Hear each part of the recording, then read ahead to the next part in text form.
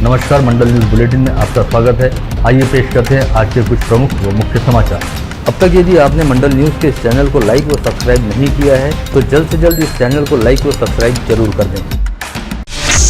केंद्र सरकार द्वारा बनाए गए हिट एंड रन प्रतिबंधक कानून के खिलाफ आज सुबह अमरावती शहर व जिले सहित विदर्भ एवं राज्य के कई हिस्सों में भी ट्रक चालकों की अनिश्चितकालीन हड़ताल शुरू हो गई। हिट एंड रन कानून को वापस ले जाने की मांग को लेकर हड़ताल पर जाने के साथ ही समूचे राज्य में ट्रक चालकों के साथ साथ अन्य निजी वाहन चालकों ने भी जगह जगह पर उग्र प्रदर्शन करने शुरू कर दिए हैं। साथ ही कई स्थानों पर हड़ताली वाहन चालकों ने चक्का जाम आंदोलन भी शुरू किया है। ऐसे में राज्य में कई स्थानों पर महामार्गों पर ट्रैफिक जाम होकर वाहनों की काफी लंबी कतारें लग गई हैं और कई शहरों में इस हड़ताल व आंदोलन की वजह से आम जनजीवन अस्त व्यस्त होता दिखाई दे रहा है। इस हड़ताल के पिछली हड़ताल की तुलना में थोड़ा लंबा चलने की संभावना जताई जा रही है, क्योंकि पिछली बार ट्रक चालकों व ट्रांसपोर्टरों द्वारा हड़ताल का आह्वान किया गया था, जिनके प्रतिनिधियों ने केंद्र सरकार के साथ बातचीत करने के बाद हड़ताल को पीछे लेने का निर्णय लिया था। लेकिन इस बार ट्रक चालक अपने स्तर पर हड़ताल में उतरे हैं। यदि भी इस हड़ताल में ट्रक मालिकों व ट्रांसपोर्टरों का सीधा सहभाग नहीं दिखाई दे रहा, लेकिन यह स्पष्ट है कि इस हड़ताल को ट्रक मालिकों व ट्रांसपोर्टरों का पूरा सहयोग व समर्थन भी प्राप्त है, क्योंकि ट्रक चालकों द्वारा शुरू की गई इस हड़ताल का सीधे तौर पर माल ढुलाई के काम पर असर दिखाई दे रहा है और ट्रांसपोर्टरों व ट्रक मालिकों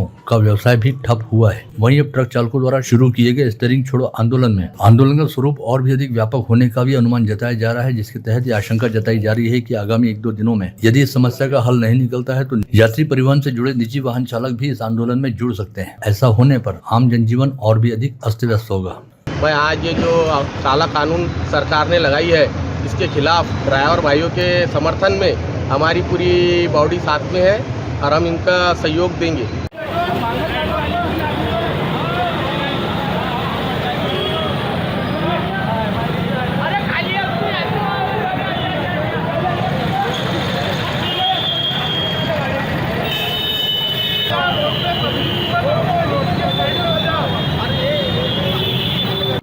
ट्रांसपोर्टर एसोसिएशन और ड्राइवर एसोसिएशन ने जो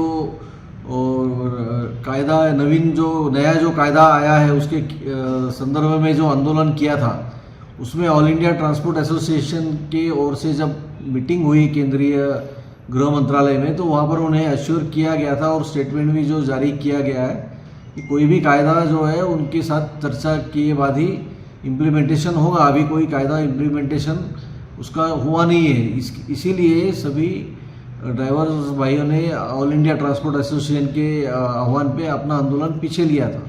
अभी जो भी लोग आंदोलन करने के लिए रास्ते पे आ रहे हैं या अपने आंदोलन में कायदा हाथ में ले रहे हैं या कायदा जो है कायदे की अवहेलना करने के हिसाब से इतर वाहन चालकों के वाहन रोकना या ट्रांसपोर्ट करने वालों के वाहन रोककर ड्राइवर्स पे हमला करना या ड्राइवर्स को के साथ गलत बिहेवियर करना, ये जो है बेकायदेशीर बात है। और ऐसे जो बेकायदा कायदा हाथ में लेकर जो कार्रवाई कर रहा है, तो इन लोगों पे कानूनी कार्रवाई की जाएगी और जो कानून का पालन करेगा संवैधानिक मार्ग से, उन्होंने कानून का संवैधानिक मार्ग से पालन करके अपना निवेदन या अपना जो भी आंदोलन है कानूनी तरीके से परमिशन लेके करना चाहिए।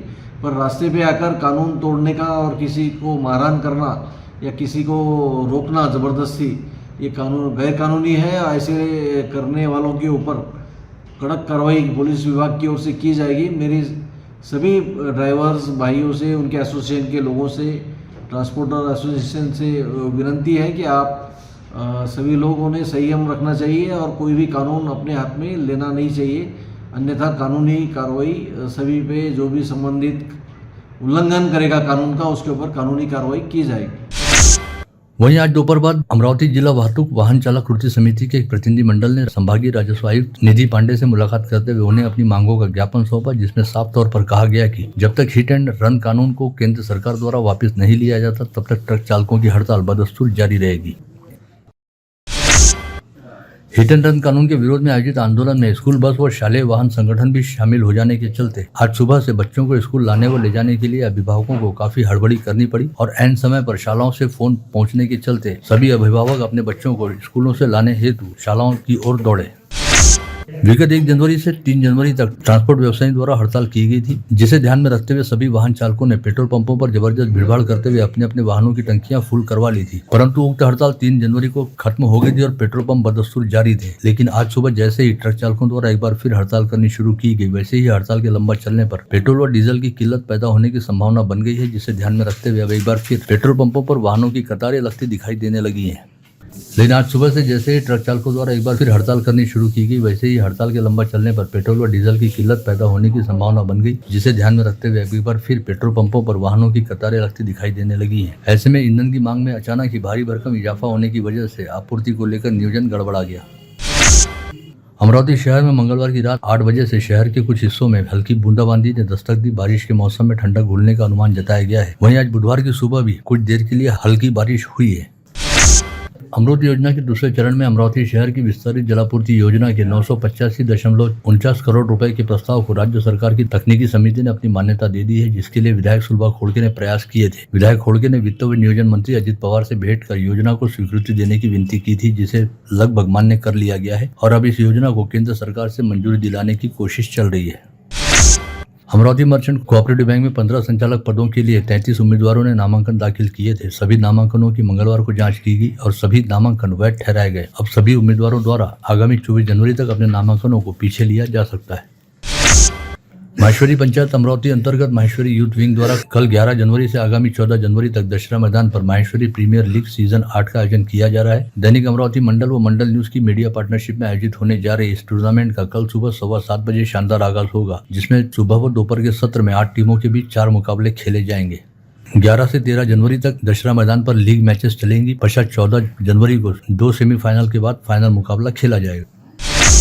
पूर्व विदर्भ केसरी संजय तीरथकर तथा अखिल भारतीय विद्यार्थी परिषद के सदस्यों ने आज यहां बुलाई गई पत्रकार परिषद में बताया कि अखिल भारतीय विद्यार्थी परिषद degree college of physical education के संयुक्त तत्वाधान में महाराष्ट्र राज्य क्रीड़ा दिवस व ओलंपिक में जीतने वाले पहले भारतीय पहलवान खाशाबा यादव की जयंती पर खेलो भारत क्रीड़ा महोत्सव का आयोजन आगामी 15 जनवरी को किया जा रहा है, जिसमें मलखम्ब व कुश्ती के 500 खिलाड़ी स्पर्धा में भाग लेंगे। साथ ही इस स्पर्धा में राष्ट्रीय पहलवान बबीता फोगाट तथा केंद्रीय क्रीड़ा मंत्री अनुराग ठाकुर व राज्य क्रीड़ा मंत्री संजय बंसोड़ प्रमुखता से उपस्थित रहेंगे।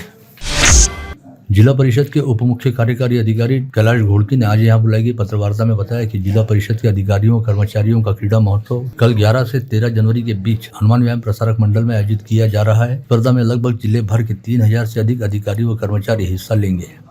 कालपासूनच अनौपचारिकरित्या स्पर्धेला सुरुवात झालेली असली तरी उद्यापासून औपचारिकरित्या या स्पर्धेला सुरुवात होणार आहे आणि जिल्हाभरातले विविध विभागांतले खेळाडू या क्रीडा स्पर्धेमध्ये आणि कलाकार सांस्कृतिक स्पर्धेमध्ये आपली कला दाखवणार आहे। त्यामुळे मी जास्तीत जास्त अधिकारी कर्मचारी आणि त्यांचे कुटुंबीय तसेच इतर नागरिक यांना सुद्धा आवाहन करतो की आपण सांस्कृतिक आणि क्रीडा स्पर्धेला येऊन खेळाडूंचे मनोबल वाढवावे आणि अधिकाऱ्यांसाठी सुद्धा ही एक पर्वणी आहे। अधिकाऱ्यांनी सुद्धा खेळासाठी जिंकण्यासाठी नाही तर खेळ खेळण्यासाठी खेळावा आणि सर्वांनी आनंद लुटावा असं मी सर्वांना आह्वान करतो।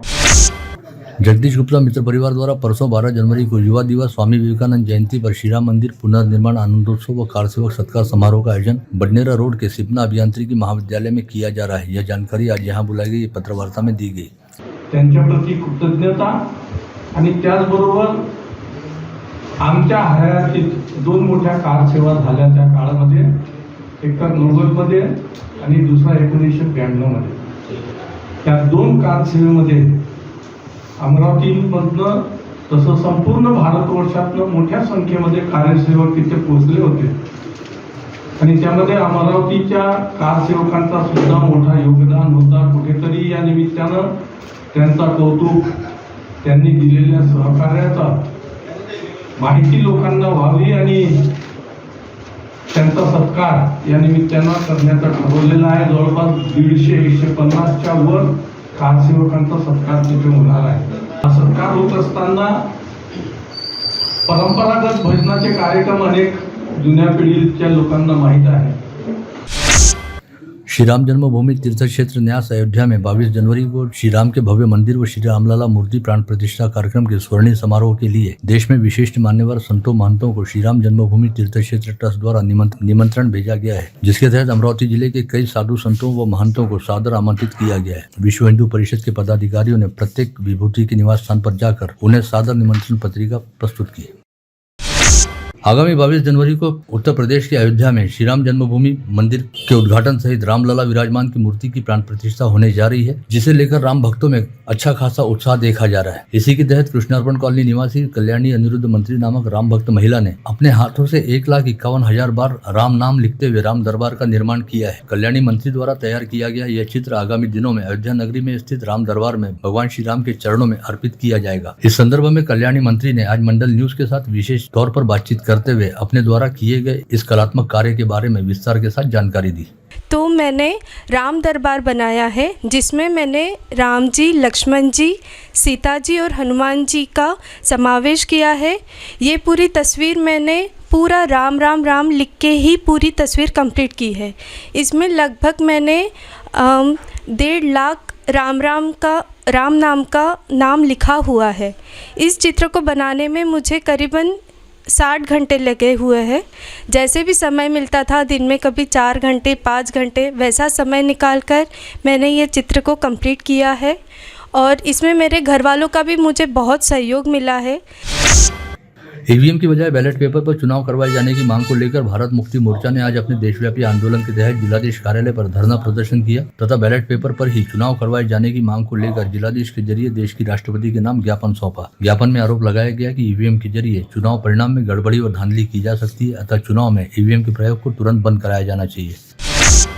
समाधान नगर से अंबेडकर चौक होते हुए बस स्टैंड मार्ग की ओर जाने वाले रास्ते पर दोपहर 1 से 2 बजे के दौरान भारी वाहनों की आवाजाही बंद करने की मांग को लेकर युवक कांग्रेस ने आज दोपहर यातायात पुलिस विभाग को निवेदन सौंपा और कहा कि ऐसा करने से इस परिसर के लोगों को काफी बड़ी राहत मिलेगी। शहर के चर्चित प्रॉपर्टी ब्रोकर शोएब परवेज की कुछ दिनों पहले पठान चौक में हुई हत्या के मामले में नागपुरी गेट पुलिस ने फरार रहने वाले 3 आरोपियों को धर दबोचा। पुलिस ने इस मामले में अब्दुल मोमिन, अब्दुल बशीर, अब्दुल फहीम, अब्दुल सलीम तथा अब्दुल आवेश उर्फ गुड्डू अब्दुल हबीब को गिरफ्तार किया है, जिसके चलते इस मामले में पकड़े गए आरोपियों की संख्या 6 हो गई है। पुलिस ने इस मामले में इससे पहले इमरान जवाई, खालिद पहलवान व रफीक पहलवान को भी गिरफ्तार किया था। गत रोज वरुण में एसबीआई का एटीएम फोड़कर 20,75,000 रुपए की नगद रकम चुरा लिए जाने का मामला सामने आया था। वहीं पता चला था कि इस वारदात से पहले लुटेरों ने तिवसा में भी ऐसी वारदात को अंजाम देने का प्रयास किया था। साथ ही अब ये पता चला है कि एटीएम के लुटेरे तिवसा में भी अपने प्रयास में सफल रहे थे और उन्होंने तिवसा में स्थित एसबीआई के एटीएम से 20,72,000 रुपए की नगद रकम चुराई थी। ऐसे में एक ही रात के दौरान तिवसा व वरुण में एटीएम फोड़कर 41,47,000 रुपए की नगद रकम चुरा लिए जाने की वारदात के चलते अच्छा खासा हड़कंप व्याप्त है। साथ ही एटीएम सेंटरों की सुरक्षा पर सवालिया निशान लगते दिखाई दे रहे हैं। अमरावती शहर व परिसर में एक बुजुर्ग नागरिक को 2 अधेड़ व्यक्तियों द्वारा अलग अलग घटनाओं में खुदकुशी कर लिए जाने के मामले सामने आए हैं। पहली घटना गणेश कॉलोनी में हुई, जहां महाराणा प्रताप बगीचे के पास रहने वाले नामदेव साहतपुरे ने सीलिंग फैन से फांसी लगाकर आत्महत्या कर ली। वहीं फ्रेजरपुरा पुलिस थाना अंतर्गत यशोदा नगर में रहने वाले विठल राउत ने भी सीलिंग फैन से फांसी लगाकर आत्महत्या की। सभी मामलों में पुलिस द्वारा जाँच की जा रही है। अचलपुर पुलिस थाना क्षेत्र अंतर्गत 2 जुआ अड्डों पर छापा मारकर अचलपुर पुलिस ने नगर परिषद के पूर्व पार्षद संजय घमेले सहित महमूद खां, बिस्मिल्ला खां को हिरासत में लिया। शहर पुलिस आयुक्तालय अंतर्गत नांदगांवपेट पुलिस थाना क्षेत्र के रोहनखेड़ में रहने वाले अमोल ताड़े तथा रामनगर में रहने वाले दिलीप मिठापुरे नामक 2 लोग विगत कुछ दिनों से लापता हैं, जिनकी गुमशुदगी को लेकर पुलिस थाने में शिकायत दर्ज कराई गई है तथा पुलिस द्वारा उनकी तलाश की जा रही है। साथ ही पुलिस ने इस बारे में आम नागरिकों से भी सहयोग करने का आह्वान किया है। चैनल को लाइक करें, शेयर करें और हाँ, सब्सक्राइब करना ना भूलें। कल होगी आपसे फिर मुलाकात, तब तक के लिए धन्यवाद।